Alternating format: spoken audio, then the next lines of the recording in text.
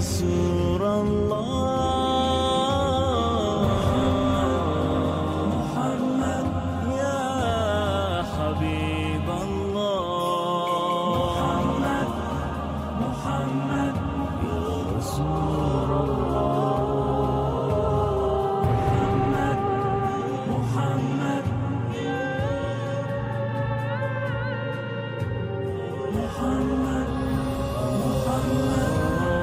اللهم صل ولا قوة إلا بالله العلي العظيم. أعوذ بالله من الشيطان الرجيم. بسم الله الرحمن الرحيم. الحمد لله رب العالمين. الصلاة والسلام على محمد وآله الطيبين الطاهرين واللعنة الدائمة على أعدائهم أجمعين. أما بعد، وقد قال الله تبارك وتعالى في الكتاب المجيد والفرقان الحميد وهو أصدق القائلين قوله الحق. بسم الله الرحمن الرحيم. لقد من الله على المؤمنين إذ بعث فيهم رسولا. ناظرین اکرام، السلام علیکم ورحمۃ اللہ وبرکاتہ. سب سے پہلے میں سرزمین مقدس نجف اشرف سے، بارگاہ امیر المومنین سے، تمام امام حسین علیہ السلام ٹی وی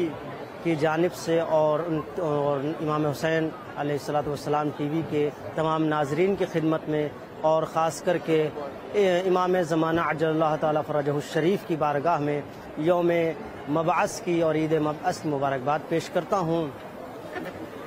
پروردگار عالم قرآن مجید میں جو ارشاد فرما رہا ہے، لقد من اللہ علی المؤمنین، پروردگار عالم کا ایک احسان جسے پروردگار عالم گنا رہا ہے. یوں تو پروردگار کبھی اپنا احسان جتاتا نہیں ہے، لیکن پروردگار عالم نے ایک احسان مومنین کے اوپر جو کیا اس کو قرآن مجید میں ظاہر بھی کیا، اور ارشاد فرمایا کہ ہمارا مومنین پہ بڑا احسان، بہت بڑا احسان یہ ہے کہ ہم نے ان کے درمیان میں ایک نبی بھیجا، ایک رسول بھیجا. آج کا یہ معتبر ترین دن کہ جسے ہم عید مبعث کے نام سے جانتے ہیں، جسے ہم بعثت رسول کے نام سے جانتے ہیں، یہ دن بعثت پیغمبر کا ہے. بعثت یعنی کیا؟ بعثت کا مطلب ہے کہ انتخاب کرنا، کسی کو ایک بڑے کام کے لیے چن لینا اور اس کو اس بڑے کام کے لیے ایک ذمہ داری عطا کرنا. یوں تو کائنات میں بہت سارے مسائل موجود ہیں، لیکن ایک مسئلہ بہت عام ہے، وہ یہ ہے کہ پیغمبر آج جو مبعوث برسالت ہوئے، وہ یہ کہا جاتا ہے کہ پیغمبر مبعوث برسالت ہوئے. میں آپ کی خدمت میں صرف تاریخ بعثت اور محل وقوع کے حوالے سے گفتگو کروں گا کہ تاریخ بعثت کب ہے، یعنی پیغمبر اکرم ظاہری طور پر پیغمبر اکرم نے نبوت کا اعلان کب کیا. دیکھیں، دو چیزیں ہیں، میں ناظرین کی خدمت میں پیش کروں کہ دو چیزیں ہیں. ایک ہے ظاہری رسالت کا اعلان کرنا، اور ایک ہے کہ رسالت باقاعدہ طور پر رہنا. یوں تو پیغمبر اکرم صلی اللہ علیہ وآلہ وسلم کی رسالت کا عقیدہ جو ہے وہ ہمارے نزدیک، اہل تشیع کے نزدیک، وہ ہے کہ پیغمبر از ابتدا پیغمبر ہوتا ہے، یعنی شروعات سے پیغمبر ہوتا ہے. اسے کسی عمر میں آ کر پیغمبری نہیں ملتی کہ ایک خاص عمر ہے اس میں ہم تمہیں پیغمبری دے رہے، نہیں، بلکہ قرآن مجید میں اس بات کی گواہی ملی. جناب عیسیٰ ابن مریم علیہ السلام کے لیے قرآن مجید نے آواز دی کہ جب 3 دن کے جناب عیسیٰ آئے ہیں اور انہیں لے کر جناب مریم تشریف لائی ہیں اپنے قوم کے پاس، اپنے لوگوں کے پاس، تو لوگوں نے ان سے یہی سوال کیا کہ یہ بچہ آپ کے پاس کیسے ہے اور یہ کہاں سے ہے. تو جناب مریم کا ظاہر ہے یہ آپ خطبہ، واعظین، ذاکرین و علماء سے، افاضل سے سنتے رہتے ہیں کہ جناب مریم نے، اور قرآن نے فرمایا وَأَشَارَتْ إِلَى الْمَهْدِ، کہ جناب مریم نے اشارہ کیا گہوارے کی طرف کہ میں نہیں بتاؤں گی، یہ گہوارے میں موجود بچہ بتائے گا. اب جو اس وقت جناب عیسیٰ ابن مریم نے جو گواہی دی، فرمایا انی عبداللہ وآتانی الکتاب وجعلنی نبیا، یہ پہلے دن کی یا تیسرے دن کی گواہی یہ بتا رہی ہے کہ نبی پیدا ہی نبی ہوتا ہے، وہ کسی عمر میں نبی نہیں بنتا. یہ ایک. اب جو آج کا دن جو 27 رجب المرجب کا دن ہے، یہ دن جو جسے ہم عید مبعث کہتے ہیں، یعنی رسول مبعوث برسالت ہوئے، اس کا مطلب یہ ہے کہ رسالت مآب صلی اللہ علیہ وآلہ وسلم نے آج کے دن اعلانیہ طور پر لوگوں کے سامنے اپنی رسالت کو ظاہر کیا اور بتایا. یہ ایک سلسلہ ہے کہ جسے آج یعنی 40 سال لگے اس وقت تک آنے میں۔ اب کوئی یہ کہے،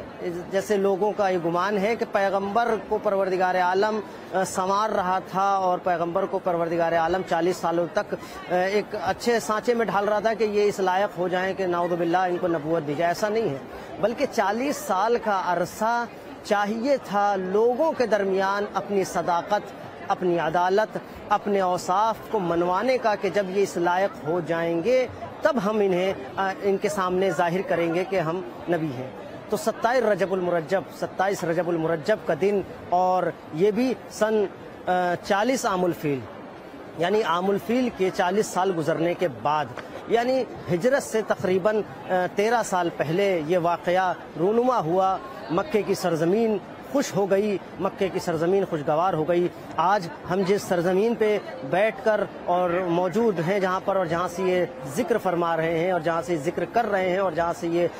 سلسلہ امام حسین ٹی وی کے حوالے سے پہنچ رہا ہے لوگوں تک، وہ آپ دیکھیں مقدس ترین زمین ہے۔ یہاں پر آج کے دن خاص زیارت ہے کہ جو لوگوں نے ادا کی، اور لوگ مسلسل تہنیت کے لیے آ رہے ہیں، اس لیے کہ امیر المومنین علیہ الصلوۃ والسلام کی بارگاہ میں اس سے بڑی خوشی نہیں پیش کی جا سکتی کہ آج آپ کے بھائی، آپ کے ہمدم اور آپ کے نور کا آدھا حصہ نبوت کے ظاہری نبوت پر فائز ہوئے، اعلان نبوت کیا۔ آپ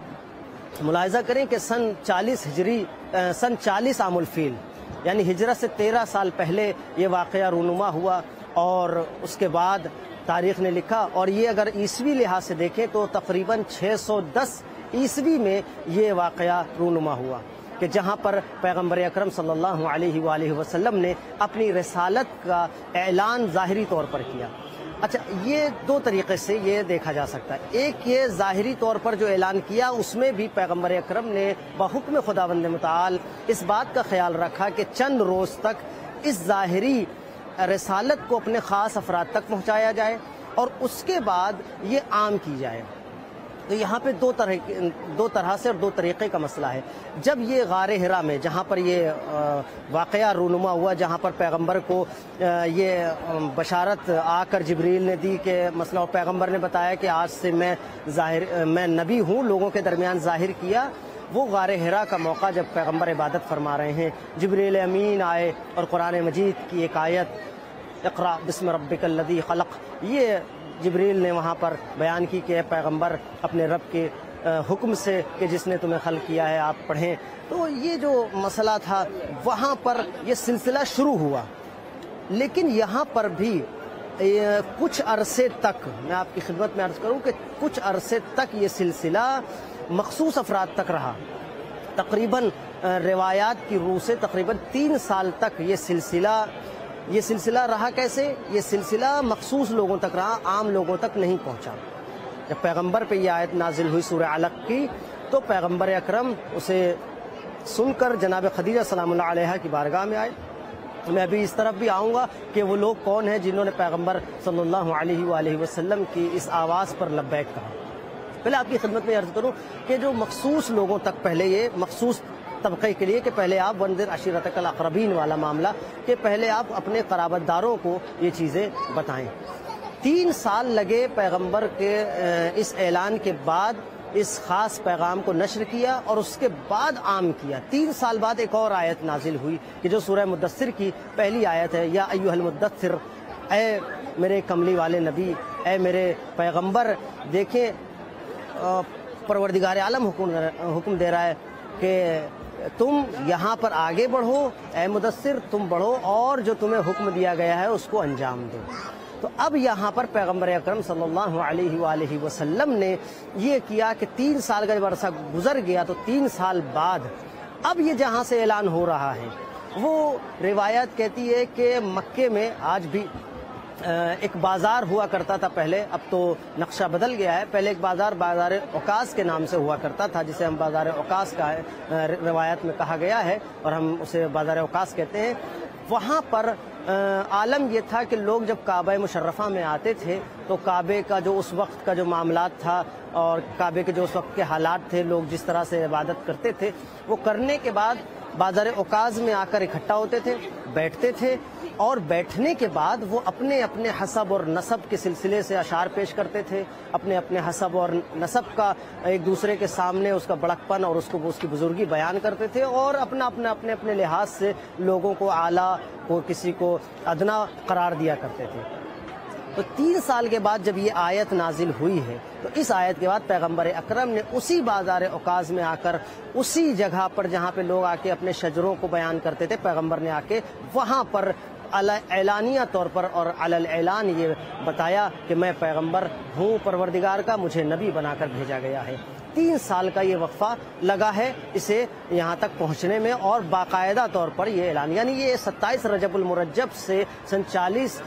عام الفیل سے جو شروع ہوا تو سن 43 عام الفیل کو باقاعدہ طور پر یہ شروع ہو گیا۔ یہ سلسلہ یہاں تک ہوا کہ تاریخ میں جو محل وقوع اور تاریخ کو بیان کیا گیا۔ اب میں آپ کی خدمت میں اس بات کو بھی پیش کر دوں کہ جب پیغمبر کو ظاہری رسالت اور ظاہری طور پر پیغمبر نے اعلان کیا تو اس میں کون افراد آپ کے ساتھ سب سے پہلے آئے؟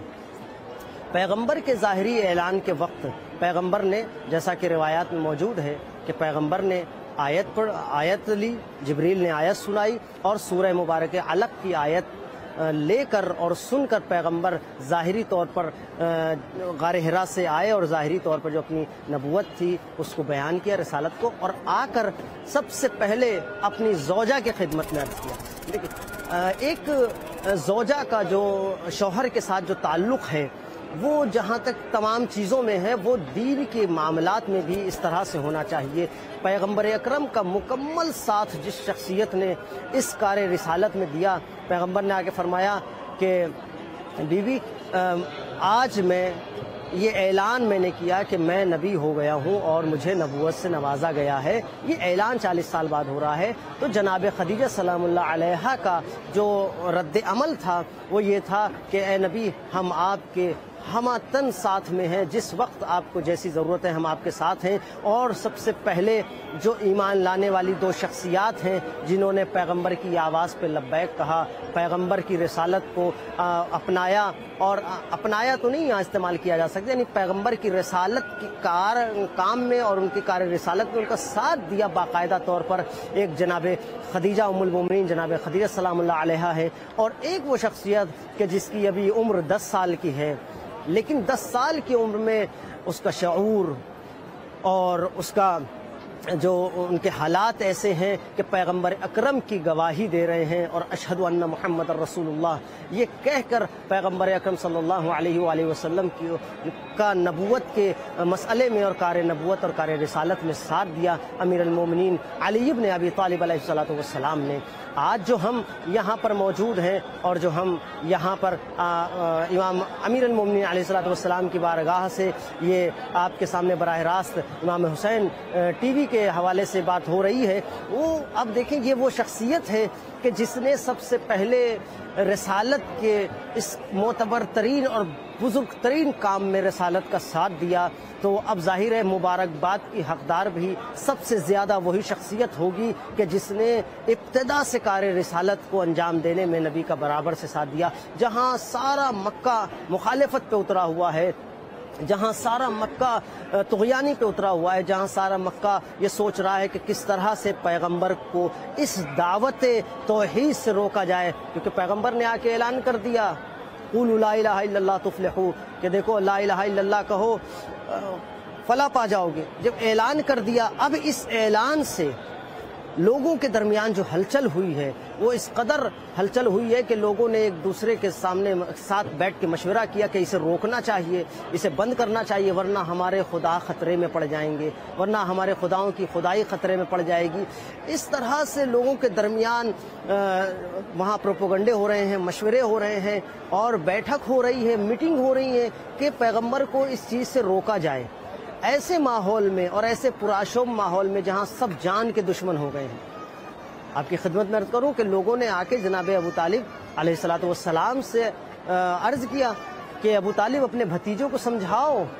کہ یہ کیسی باتیں کر رہے ہیں اور کس چیز کی دعوت دے رہے ہیں، یہ ہماری بات مان لیں، انہیں تمام تر دنیا کی آسائش بھی ملے گی، آرائش بھی ملے گی، اور تمام خوشحالی نصیب ہوگی۔ لیکن جناب ابو طالب अलैहिस्सलातु वस्सलाम ने आके उनके पैगाम को, ज़ाहिर है उनके पैगाम को मिन्नुआन नक़ल किया, बिल्कुल जैसे उन्होंने कहा था। तो पैगम्बर अकरम सल्लल्लाहु अलैहि वसल्लम ने जो इरशाद फरमाया वो यही फरमाया कि मेरे चचा उनसे कहिए कि अगर मेरे एक हाथ पे सूरज और एक हाथ पे चांद रख दिया जाए तब भी मैं इस कार्य रिसालत से दूर नहीं हटूंगा और तौहीद का परचम इसी तरह से लहराता रहूंगा।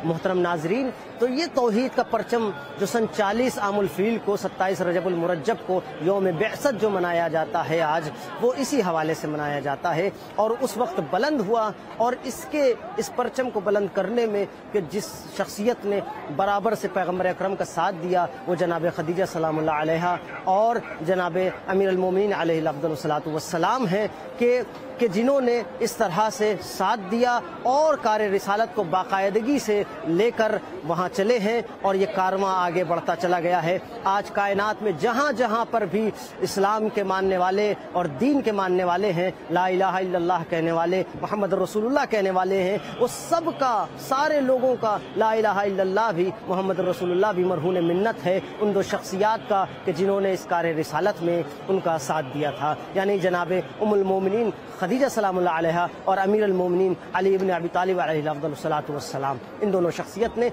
इस कारवां को आगे बढ़ाया और हम तक ये ईद पहुंचाई। आज के अमाल भी आपके सामने हैं, आपने किए होंगे, आज की फजीलत भी आपके सामने है और आज का एहतराम भी आपके सामने है और आज की ज़ियारत भी ख़ास ज़ियारतों में से है इमाम अमीर अल मोमिनीन अलैहिस्सलातु वस्सलाम की, इसी वजह से क्योंकि इस शख्सियत ने पैगम्बर अकरम का उस वक्त साथ दिया जब कायनात साथ छोड़ चुकी थी, जब कायनात में सब कुछ, सारी कायनात मुखालिफ हो गई है, तब भी ये शख्सियात, और बल्कि उसके बाद चंद अफराद और उनसे मुलाक हुए हैं, तो अभी तफसील का वक्त नहीं है। तो इस तरह से वो सारा मसला हल हुआ और बेअसत का सिलसिला शुरू हुआ और नबी की उम्र 40 साल है और नबी ने इस दौर को शुरू किया और पहले मरहले में ये पहली आयत कुरान की नाजिल हुई और उसके बाद कुरान की आयत का सिलसिला चलता रहा और पैगम्बर अकरम मुसलसल और मुकम्मल तौर पर दीन खुदाबंदी को पहुंचाते रहे और वहाँ तक लोगों को हिदायत उस तरफ देते रहे, लोगों की तालीमात का सिलसिला जारी रहा और तज़किये नफ्स होता रहा। चूँकि आयत भी यही कह रही थी कि लक़द मन्नल्लाहु कि अल्लाह ने मोमिनीन पे अलल मोमिनीन इज़ बअथ फ़ीहिम रसूला, क्योंकि वो आए क्यों हैं, ताकि उनके नफ्स के तज़किया हो सके, नफ्स पाक कर सके, आयत कुरान की तिलावत कर सके और उनको तालीम दे सके हिकमत की। ये हमारा जो आज पैगाम जो कायनात के लिए था। और एक मरतबा फिर मैं तमाम नाज़रीन इमाम हुसैन टीवी को इस मुबारक तरीन मौके की मुबारकबाद पेश करता हूँ। खुसूसन ये मौका जो मुबारकबाद का है वो इमाम ज़माना अजल्लाहु ताला फ़रजहु शरीफ का है और इंशाअल्लाह आप सब के लिए दुआ गो है हरम अमीर अल मोमिनीन से, और इंशाअल्लाह परवरदिगार आलम हमारी इस खदमात को और हमारी इस ज़ियारत को कबूल फरमाए। व आखिरु दावाना अल्हम्दुलिल्लाहि रब्बिल आलमीन। अस्सलामु अलैकुम व रहमतुल्लाहि व बरकातुहू। या रसूल